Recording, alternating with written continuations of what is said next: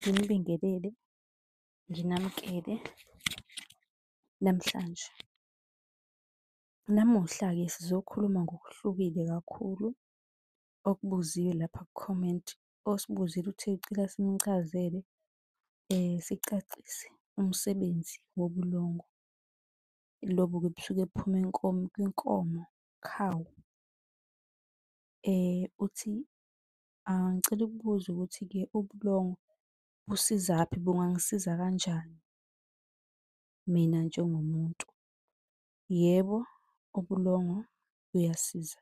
Buyiswasho esihle kakhulu ekugezeni isichitho, idlozi elibi, amabhadi nokuhlambulula isithunzi. Ngaphambi kokuba ngiqhubeke, ngicela u-subscribe ukuze namanye amavidiyo engisazowafaka angakuphuthelwa. Kanti uma kuwukuthi uyabudinga-ke ubulongo or uyadinga le khombo le, usungasithinta-ke kwinombolo ebhaliwe okanye usi-inbox ucele inamba. Ubulongo benkomo buvula izinto zakho ezivaliwe. Njengoba singabantu nje siyasebenzisa imithi, kodwa kube ukuthi uma usuyisebenzise kakhulu isikhathi eside, uyabo, kuzomele uthole ubulongo ukuze-ke kuvuleke izinto zakho. Yabo, ngoba uma ususebenzise kakhulu umuthi kuyenzeka ukuthi izinto zakho y'valwe, kanti ubulongo lobu buyasiza.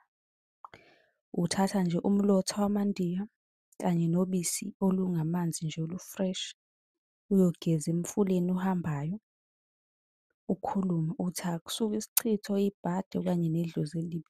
Imfula-ke kwesinye isikhathi kwezinye iy'ndawo ayikho, uyakwazi ukuthi uye esigangeni ngaphandle hlampe ehlathini, uyabo.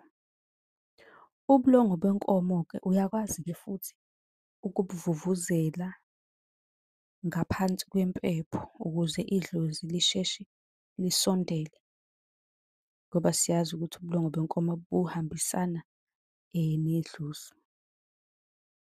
Ubulongo benkomo buyazivula izinto zakho ezivaliwe, uyabo. Kanti uyakwazi-ke ukuhlanganisa isiqhunga, umphafa, abanye bathi umhlalankosi, umlahlankosi, umhlambamanzi, umzungulu, intolwane, umganu, uhlambe ngazo zonke lezo zinto ebese kwenzakalani? Kuvuleka izinto zakho. Nakudala-ke kwakusetshenziswa ubulongo uma-ke besinda phansi endlini ukuthi endlini kube kuhle. Ubulongo-ke uyakhipha nedliso ngabo ehambisana nale mithi, ikhona le mithi engiyichazile, umbola, umboziso, umvuthuza, umavumbuka, nayo le mithi iyasikhipha isichitho.